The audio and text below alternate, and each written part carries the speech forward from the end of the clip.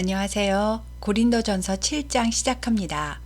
7장 1절에 보면 너희가 쓴 문제에 대하여 말하면 이라고 시작하는데요. 고린도 교회에 여러 가지 명확하지 않은 문제들에 대한 질문 사항이 있었고 이에 대한 대답을 사도 바울이 편지에 썼다는 말입니다. 7장에서의 질문은 결혼을 꼭 해야 되나요? 결혼했다가 이혼하면 안 되나요? 라는 질문인데요. 바울은 육체의 정욕 문제가 해결되지 않겠거든 결혼을 해라. 그리고 결혼을 했으면 서로에게 충실하고 의무를 다해라 라고 말해줍니다.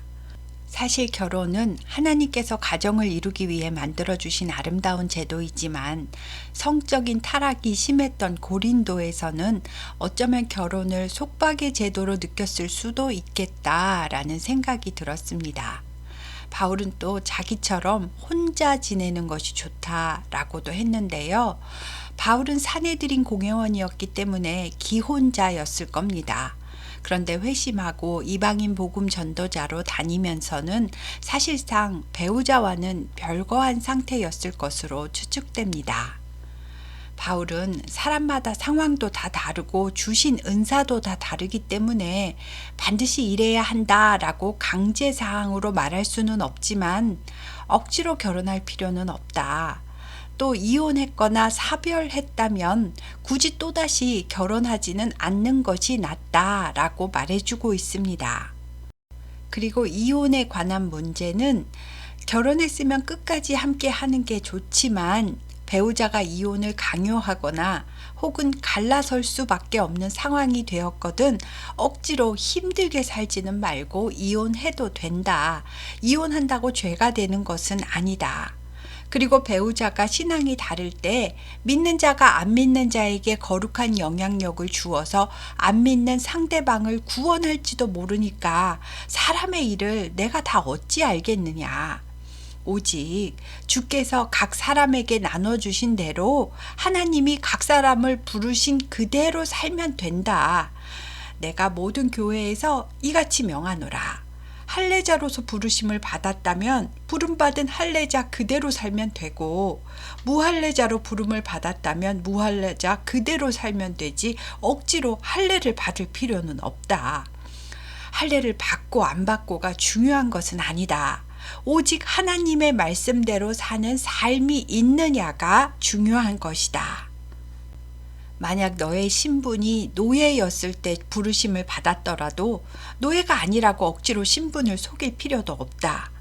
하나님께서 값을 치르고 구원한 사람은 종이라도 주께 속한 자유인이다. 그러나 자유인이 될 기회가 있다면 그 기회를 잡아서 적극적으로 자유인이 되도록 해라. 너희는 그리스도께서 값을 치르고 사셨으니 사람의 종이 아니라 그리스도의 종이니라. 그러니 사람들의 종이 되지 말고 형제들아 너희는 각각 부르심을 받은 그대로 하나님과 함께 거하여라 라고 말해줍니다. 결혼해서 부부가 서로 의지하고 주 안에서 아름다운 신앙의 가정을 이루고 뜻을 합하여 시간이 지나갈수록 서로 연합되어 가는 것이 가장 이상적인 삶이겠지만 그렇게 살 수 없는 수만 가지 환경들이 있으니까요.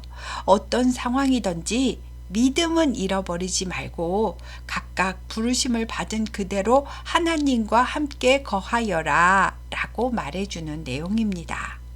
다음 8장의 질문은 우상에게 바쳤던 제물을 먹어도 되느냐? 라는 질문에 대한 대답입니다.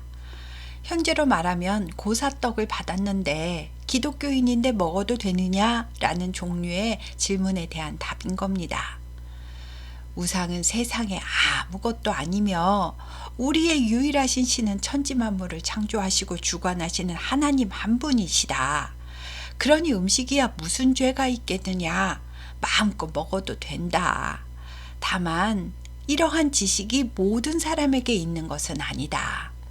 옛날 관습에 젖어 있는 사람들은 우상에게 바쳤던 제물을 먹으면 부정 타서 내 몸도 더러워진다 라고 생각하는 사람들도 있으니 믿음 약한 사람들이 보고 있을 때는 그 사람이 시험에 들지 않도록 배려하여 그 음식을 먹지 말아라.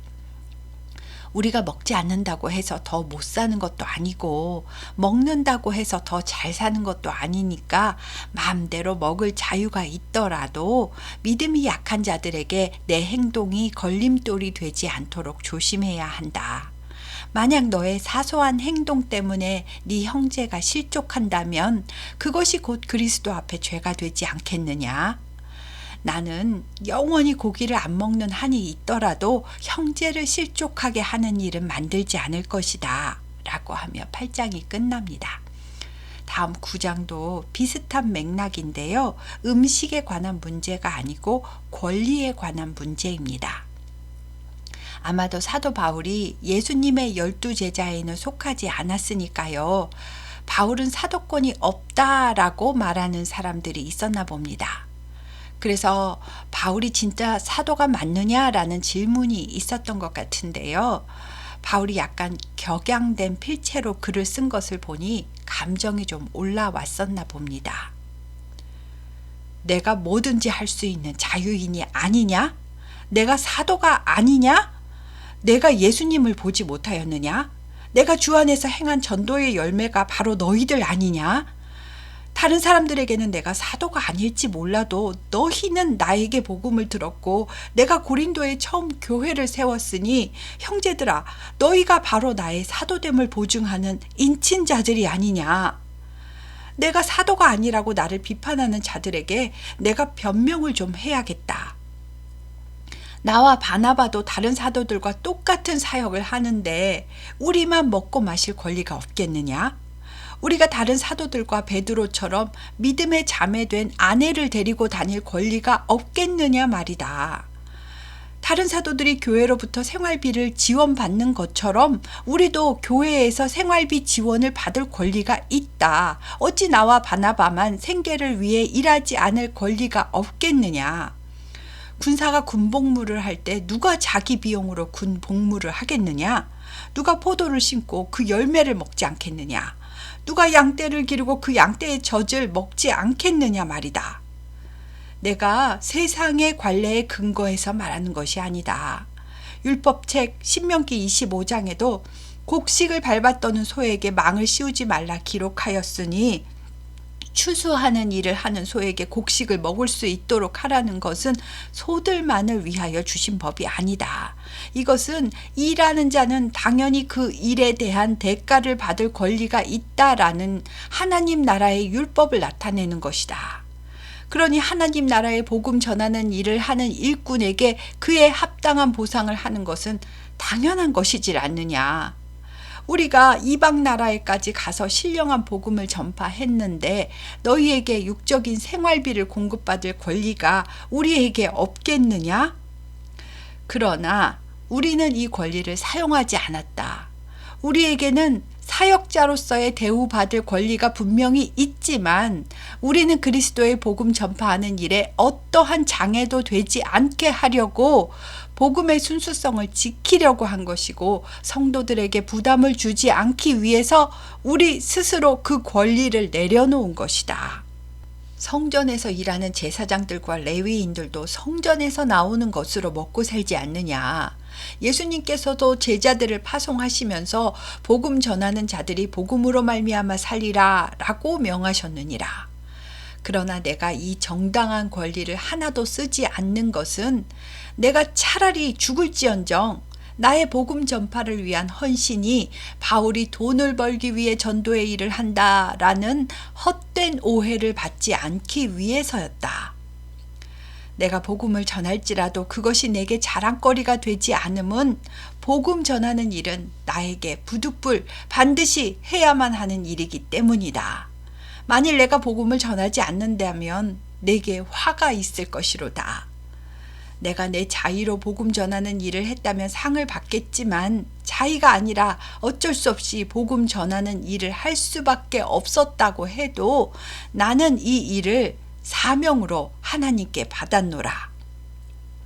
그러니 내가 하나님께 받을 상은 무엇이겠느냐? 내가 복음을 전할 때에 값없이 전하고 복음을 전하는 데에 따르는 나의 권리를 사용하지 않는 것이다. 나는 어느 누구에게도 얽매이지 않은 자유로운 몸이지만 더 많은 사람들을 얻기 위해서 스스로 모든 사람의 종이 된 것이다. 유대인들에게 내가 유대인들과 같이 된 것은 유대인들을 얻고자 함이고, 내가 율법 아래 있지 아니하나 율법 아래 있는 자같이 된 것은 율법 아래 있는 자들을 얻고자 함이었다.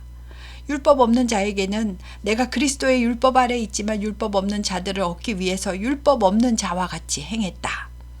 약한 자들에게 내가 약한 자와 같이 된 것은 약한 자들을 얻고자 함이요, 내가 여러 사람에게 여러 모습이 된 것은 아무쪼록 몇 사람이라도 더 구원하고자 함이니, 내가 복음을 위하여 모든 것을 행함은 나 자신도 복음에 참여하여 구원과 생명과 축복을 함께 누리고자 함이니라.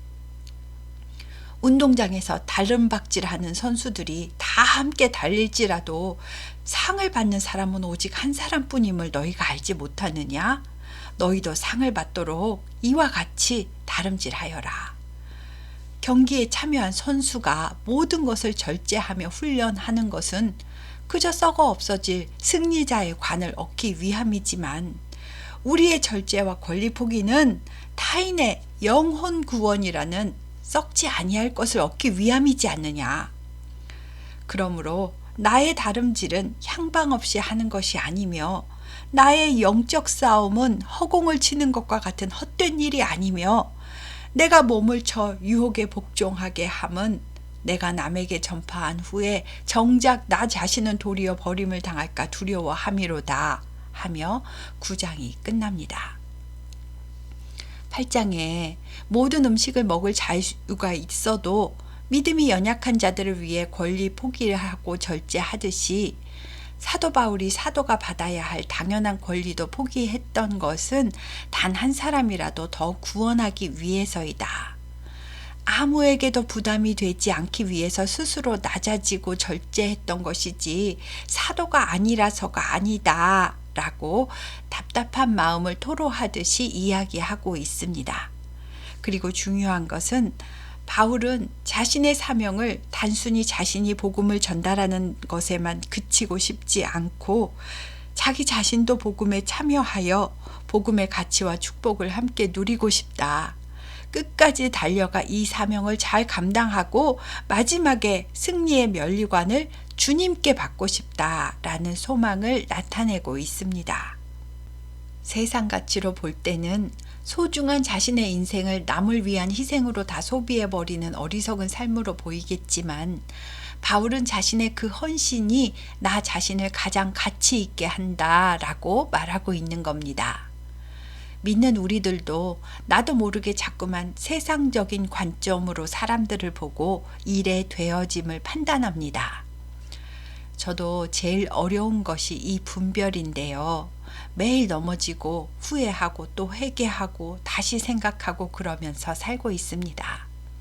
다음 10장은 우상숭배와 신전에서 나온 고기를 먹는 것에 대한 내용입니다. 고린도 지역은 복음을 듣고 그리스도인이 되었다 하더라도 생계를 위해서는 자기 직업에 관련한 조합에 가입해야 했고, 그 조합이 섬기는 신에게 잘되게 해달라고 경배하는 것은 너무나 당연한 일이었답니다. 지금으로 말하면 교회는 다니지만 직장에서 고사를 지낼 때 절을 해도 되느냐라는 질문에 대한 대답인데요. 바울은 그런 상황이 생기면 적극적으로 피하라고 대답해 줍니다. 그리고 고린도에는 아주 큰 신전이 12개나 있었다는데요. 사람들이 제물로 드린 고기를 신전에서 그날 다 소비할 수가 없으니까 그날 시장으로 다시 유통을 해서 저렴하게 판매를 했었다고 합니다. 시장에서 그 고기를 안 사 먹으려면 정식으로 도축한 비싼 고기를 사 먹어야 해서 대부분의 사람들이 신전에서 나온 고기를 사 먹었었는데, 그것도 사 먹으면 안 되느냐에 대한 대답도 이어서 말해줍니다. 형제들아, 우리 조상이 출애굽하여 광야에서 살 때 왜 가나안에 들어가지 못하고 1세대가 다 광야에서 죽었는지 아느냐? 불평불만하고 우상숭배하고 주를 시험했기 때문이다. 이것은 하나님을 믿지 못한다는 반증이질 않느냐. 우상숭배하지 말아라. 음행하지 말아라. 그리고 주를 시험하지 말아라. 우리 조상에게 일어난 일은 우리에게 본보기가 되고 또한 말세를 만난 우리를 깨우치기 위하여 기록되었느니라. 그런즉 선줄로 생각하는 자는 넘어질까 조심해야 한다. 사람이 감당할 시험 밖에는 너희가 당한 것이 없나니 오직 하나님은 미쁘사 너희가 감당하지 못할 시험을 당함을 허락하지 아니하시고 시험 당할 즈음에 또한 피할 길을 내사 너희로 능히 감당하게 하시느니라. 그런즉 내 사랑하는 자들아 우상 숭배하는 일을 피해야 한다. 주께서 감당케 하시고 피할 길을 열어주실 것이다. 또 우리가 성찬식에서 마시는 축복의 잔은 그리스도의 피에 참여하는 것이고 우리가 떼어 나누는 떡은 그리스도의 몸에 참여함이 아니냐. 떡이 하나요 많은 우리가 한 몸이니 이는 우리가 다 한 떡에 참여하기 때문이다. 육신을 따라 난 이스라엘을 보아라. 제물을 먹는 자들은 제단에 참여하는 자들이 아니냐. 그런즉 그리스도의 피와 몸에 참여하는 자들이 어찌 우상에게 제사를 할 수 있겠느냐. 이방인들이 제사하는 것은 귀신에게 하는 것이고 하나님께 제사하는 것이 아니니라. 나는 너희가 귀신과 교제하는 자가 되기를 원하지 않는다. 성전 되신 주님의 잔과 귀신의 잔을 겸하여 마실 수는 없으며 주의 식탁과 귀신의 식탁에 이중으로 참여하지는 못하리니 이것은 주님을 노여워하게 만드는 일이 되느니라. 피조물인 우리가 어찌 주님을 질투하시게 만들겠느냐. 또 우리에게는 모든 것을 할 수 있는 자유가 있지만 모든 것이 유익하는 것은 아니고 모든 것이 가하지만 모든 것이 덕을 세우는 것은 아니니 누구든지 자기의 유익을 구하지 말고 남의 유익을 구하여라. 물을 시장에서 파는 것은 양심을 위하여 상인에게 물어보지 말고 그냥 사서 먹어라. 땅과 거기 충만한 것이 다 주의 것이기 때문에 음식의 출처까지 따지면서 먹을 필요는 없다. 만약 불신자 집에 초청을 받아 갔었어도 그가 너희 앞에 차려놓은 음식이 무엇이든지 양심을 위하여 물어보지 말고 그냥 먹어라. 하지만 누가 너희에게 이것이 우상제물이라고 말을 하거든 그것을 알려준 사람과 그 양심을 위하여 그때는 먹지 말아라. 내가 말한 양심은 너희 것이 아니요 타인의 양심에 가책을 받지 않도록 하기 위함이다. 너희가 어째서 내 자유가 남의 양심으로 판단을 받느냐고 묻는다면 또 어떤 음식이든지 내가 감사함으로 먹는다면 남이야 뭐라고 생각하든지 문제될 게 없지 않느냐고 묻는다면 그 이유는 우리 그리스도인들은 먹든지 마시든지 무엇을 하든지 다 하나님의 영광을 위하여 살아야 하기 때문이다. 그리스도인은 유대인에게나 헬라인에게나 하나님의 교회나 어디에 있든지 거치는 자가 되지 말고 나와 같이 모든 일에 모든 사람을 기쁘게 하여 자신의 유익보다 많은 사람의 유익을 구함으로 나의 삶이 타인에게 본이 되게 하라. 그러므로 하나님의 영광을 나타내고 그들로 구원을 받게 하려는 것이다 하면서 10장이 끝납니다. 나의 자유와 권리를 포기하고 타인을 배려하고 기쁘게 한다는 것이 세상의 기준에는 어리석은 삶처럼 보일 수도 있겠지만 하나님이 보실 때는 바른 삶이다 라는 것이 참 인상 깊었습니다. 특히 교회 밖에서의 나의 언행이 먹든지 마시든지 무엇을 하든지 하나님의 영광을 가리지는 않는지 불신자의 시선으로 나를 볼 때 내 모습이 어떤지 늘 생각해야겠습니다. 11장은 예배 때에 머리에 수건을 쓰는 문제와 올바른 성찬에 대한 내용입니다. 그 당시 공예배 때에는 여자는 머리에 수건을 쓰고 예배해야 하고 남자는 수건을 쓰지 않는 것이 관례였다는데요. 지금은 천주교에서 여자들이 미사 드릴 때 수건을 쓰는 것 말고는 기독교는 남녀 모두 머리에 수건을 쓰지는 않습니다. 그러니 여기서 중요한 것은 수건이 아니고요. 하나님께서 정하신 질서를 존중하라는 것입니다. 하나님께서 남자를 만드신 후에 여자를 만들었으니 여자가 남자에게서 낫다라는 표현을 한 것이고요. 당시 문화로는 여자가 수건을 쓰지 않으면 정숙한 여인이 아니라는 의미였기 때문에 교회 안에는 남녀노소 신분의 차별은 없지만 그래도 믿지 않는 사람들이 볼 때는 걸림돌이 되니까 배려하고 존중하라는 의미입니다. 주 안에는 남녀의 차이는 있지만 차별은 없고 수건은 쓰지만 여자들도 공예배 때 말씀도 전하고 대표 기도도 했다는 것을 알 수 있습니다.